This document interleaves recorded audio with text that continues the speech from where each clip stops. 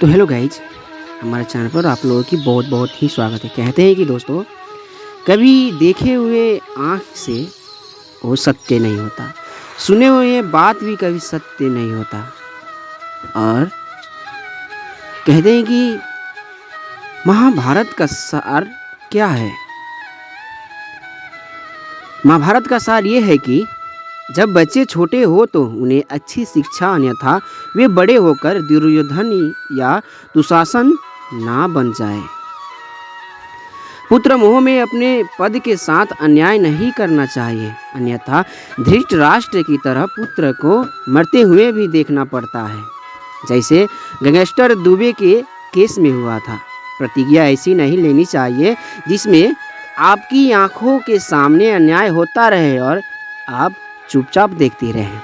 अगर आपको किसी अच्छी शिक्षा का ज्ञान है तो वह पूर्णतः अपनी गलती जनरेशन को देनी चाहिए। अभिमन्यु के केस आधा अधूरा ज्ञान उसकी मृत्यु का ही कारण बना था। दूसरे के कहे पर अथवा उकसावे में आकर निर्णय नहीं लेना चाहिए। कर्ण ने अर्जुन के बाण को घटोत्कच पर चलकर 70% युद्ध पांडवों को दे दिया था। छाव में स्त्री का अपमान नहीं करना चाहिए, क्योंकि उसका प्रतिशोध बहुत खतरनाक होता है। तो दोस्तों, ब्रह्मांड का सर्वश्रेष्ठ महाकाव्य हमें ये बताता है कि हमें जीना, मरना, संघर्ष करना, आनंद की अनुभूति लेना सिर्फ अपने कर्मों के अनुसार होता है। जब एक बार हम ये जान लेते हैं तो शुरू होता है ब्रह्मांड किसी संहिता का सजा और प्रतिफल, कारण और प्रभाव का चक्र। हम वर्तमान में अपने बीते हुए कर्मों के अनुसार जीना शुरू कर देते हैं, लेकिन चूंकि ये शायद हमेशा नहीं हो सकता है, इसलिए कुछ एक लोग इसके खिलाफ विद्रोह का बिगुल फूंक देते हैं।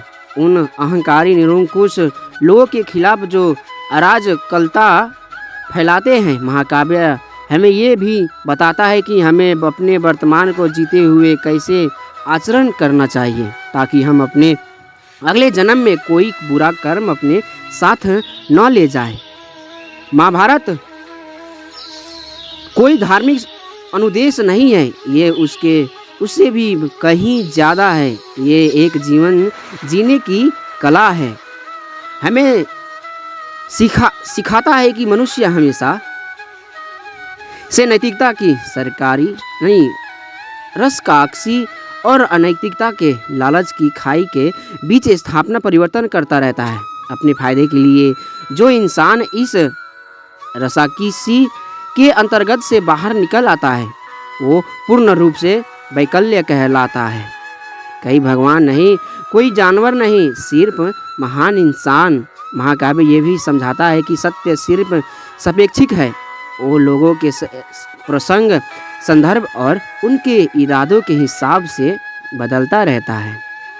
वो सबसे भद्र जनों जैसे युधिष्ठिर, अर्जुन स्वयं भगवान श्री कृष्ण को उकसाता है कि वो झूठ बोले, जिसके एक बड़े कर्म सत्य की सेवा की जा सके सृष्टि के बड़े लाभ के लिए।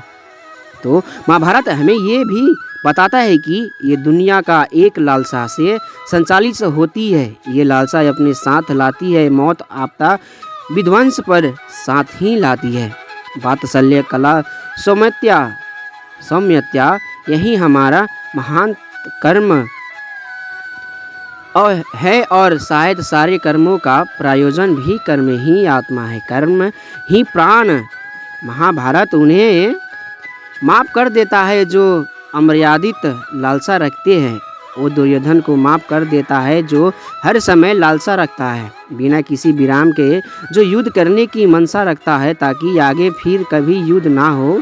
ये लालसा इन योद्धाओं को अपने पूर्ण रूप से कर्म करने को प्रेरित करती है, जिसको करने के लिए ये सब धरती पर आते हैं।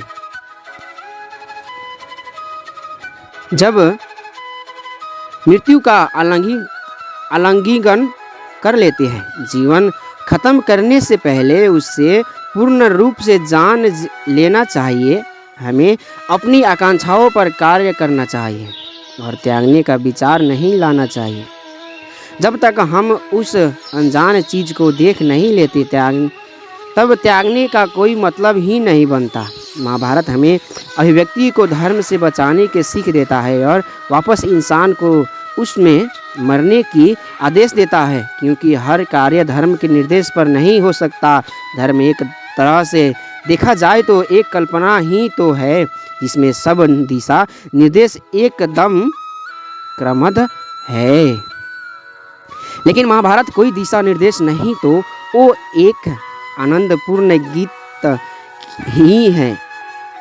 कैसी योद्धा का उसमें कहानी ने के अंदर कहानी है जो धर्म के पाखंड को चीर के बाहर निकालती है।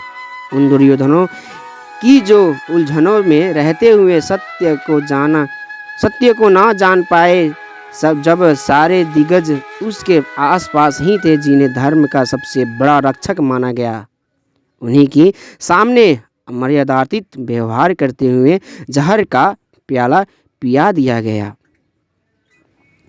तो महाकाव्य महाभारत का हर एक शब्द संजीव है। हम सबकी कहानियों में